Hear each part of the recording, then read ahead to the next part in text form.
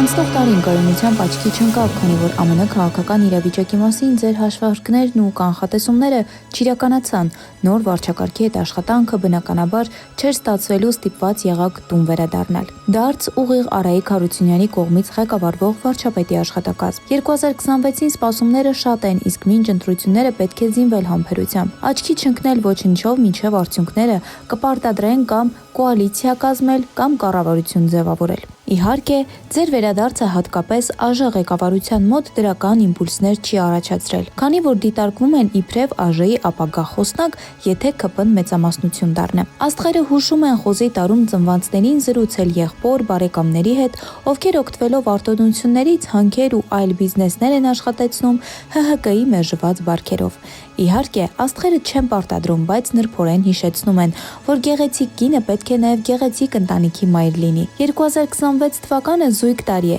Գուցե փորձեք վերջապես, կարիճների համար լավ կանխատեսումներ կան։